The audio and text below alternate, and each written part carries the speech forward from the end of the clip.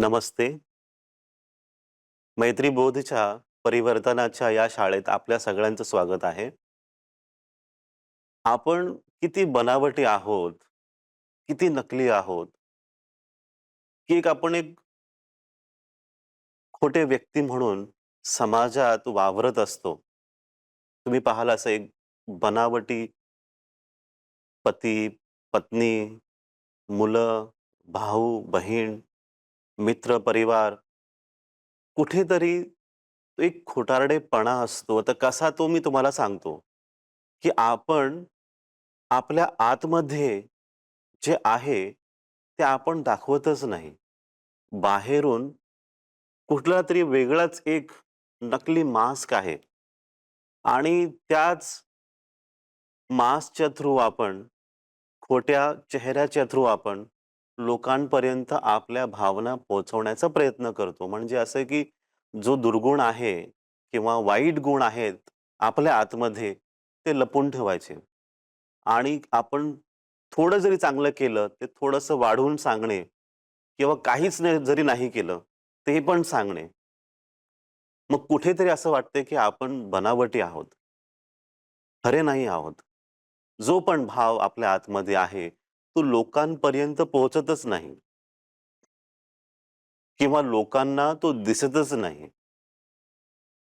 आपल्याला कसं राहायचं आहे, की हा जो खोटा चेहरा आहे, त्याला काढायचा आहे. परिवर्तनाची ही शाळा ह्याच्या बाबतीतच आहे, की तुमच्यात परिवर्तन जर आपल्याला घडून आणायचं असेल, तर तो खोटारडापणा आहे, जो खोटा चेहरा आहे, त्याला आपल्याला काढायचा आहे. जो आपण सगळीकडेच वावरत असतो, खोटा मुखवटा घालून आणि फक्त हसतोय आपण, पण आतमध्ये काहीतरी वेगळं चालू आहे. आता सोशल मीडियावरती खूप लोकं आहेत, पण त्याच्यावरती माहिती सगळी खोटी माहिती आहे. आतमधून तुम्ही किती दुःखी असता किंवा तुम्ही किती त्रस्त आहात, पण तुमचा जो सोशल मीडिया प्रोफाइल आहे, त्याच्यात सगळं चांगलं लिहिलेलं आहे. आणि तुम्ही हेच घेऊन सगळीकडे वावरत असता, सगळ्यांना भेटत असता. आपल्याला काय करायचं आहे, या परिवर्तनाच्या शाळेत शिकत असताना हा खोटा मुखवटा काढायचा आहे. आणि तुम्ही खरोखर काय आहात, ते आपल्याला पाहायचं आहे, की माझ्या आतमध्ये मी कसा आहे, तसाच मी राहीन. आता हे कसं करता येईल आपण हे शिकू सूत्राच्या माध्यमातून. तर पहिली गोष्ट आपल्याला समजायची आहे, की सतत रडत बसायचं नाही. आपल्याला सवय झालेली असते, की रडत राहणं. की जिथे पण आपण जाऊ तिकडे उगाचच, की मला कोण प्रेम करत नाही, कोणीही माझं ऐकत नाही, मला आदर देत नाही, माझी मुलं माझी ऐकत नाही. माझा नवरा, माझी बायको माझं कोण ऐकतच नाही आहे. काहीतरी ठरवलं चांगलं करण्यासाठी तर ते होत नाही. अशा गोष्टी सारखं-सारखं बोलत राहणे. मी एकटा आहे किंवा एकटी आहे. हे सांगण्याच्या पाठचा तुमचा दृष्टिकोन काय आहे? विचार करून पहा. एकतर व्यक्ती कधी असं करतो तर लोकांचं मन आपल्याकडे आकर्षित करण्यासाठी. एक अटेन्शन सीकिंग त्याला आपण असं म्हणतो, की माझ्याकडे तुम्ही पहा, मला वेळ द्या. का? तर कारण की मी त्रस्त आहे. जर तुम्हाला आवडत नाही कोणी तुमच्या जवळ येऊन त्यांच्या जीवनातील दुःख असेल किंवा त्रास असेल त्याच्या बाबतीत तुम्हाला सतत सांगत राहणे, की मी आजारीच आहे, मलाच त्रास आहे. तसंच तुम्हीही कुणाला सांगू नका. आणि जर सांगायचं असेल, तर आपल्या जवळची व्यक्ती जे असेल, तुमचे आई-वडील असतील किंवा भाऊ-बहीण किंवा जवळचा मित्र असेल, त्यांनाच फक्त सांगा. तुम्हाला सगळीकडे जाऊन ही बातमी पसरवायची नाही आहे, की एक हेडलाईन येते नॅशनल हेडलाईन. ते तुम्हाला सांगायचं नाही, की मी दुःखी आहे, मी त्रस्त आहे. हे सगळ्यांना सांगण्याचा विषय नाहीये. हा तुमचं एक पर्सनल प्रायव्हेट गोष्ट आहे. तर लोकांकडून तुम्ही ते लक्ष केंद्रित करण्याचा प्रयत्न करू नका.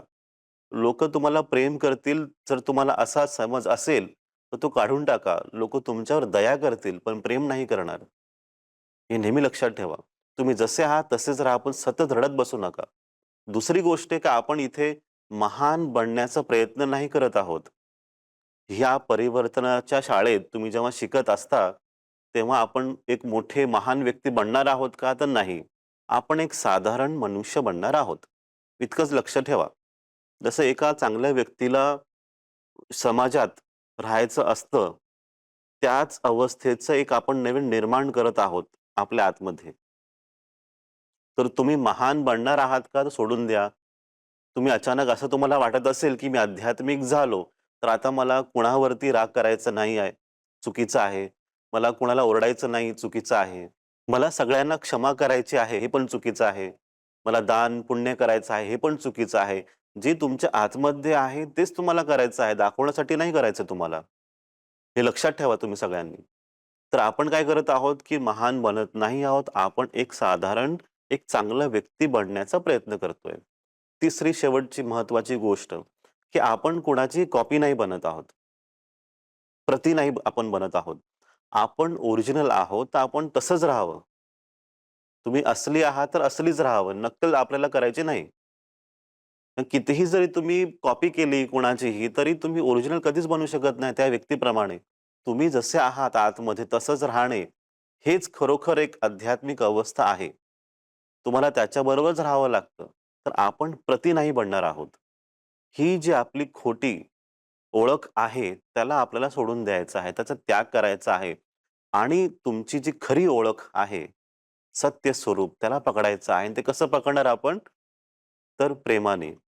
प्रेम भाव, मैत्री भाव, करुणा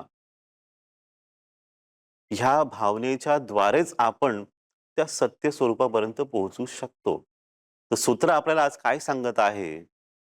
रडो महान प्रति म्हणजे आपण महान बनण्याचा जो प्रयत्न करत आहोत किंवा प्रति बनण्याचा प्रयत्न करत आहोत, त्यात काय होत आहे? आपण रडत आहोत. मग जेव्हा पण आपण हा प्रयत्न करू महान बनण्याचा किंवा एक प्रति बनण्याचा, कुणासारखं तरी बनायचं आहे, तर आपण रडणारच आहोत. ह्या गोष्टी आहेत आपल्या तिन्ही गोष्टी सोडून द्यायचं आहे. रडणं थांबवायचं आहे. महान बनण्याचा प्रयत्न थांबवायचा आहे. प्रति बनण्याचा प्रयत्न थांबवायचा आहे. मग समाधान काय याचं? तर दुसरा भाग. या सूत्राचा दुसरा भाग काय सांगतो आपल्याला? रडो महान प्रति हसे भक्ती. म्हणजे प्रेम, भक्ती. जेव्हा तुम्ही ह्यांचा स्वीकार करता, तेव्हा खरोखरच तुम्ही आनंदाचा अनुभव करता. खूपच सरळ एक समीकरण तुम्हाला सांगितलेलं आहे. प्रेम, भक्ती, करुणा, मैत्री तुम्ही ह्यांचा जीवनात स्वीकार करा. तुमच्या आतमध्ये तुम्हाला शांती, मुक्ती त्याच क्षणी अनुभवण्यास मिळते. रडो महान प्रति हसे भक्ती. हे सूत्र जे आहे, हे सूत्र आपल्याला सगळ्यांना समजून घ्यायचं आहे. ह्या आठवड्यामध्ये आपण ह्या सूत्रावरती चिंतन करा.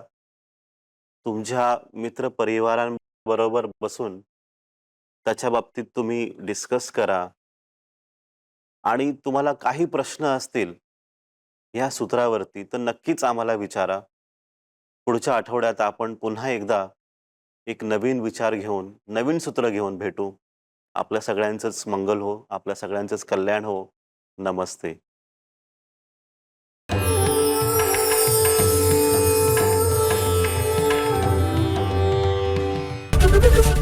एबीपी माझा, उघडा डोळे बघा नीट.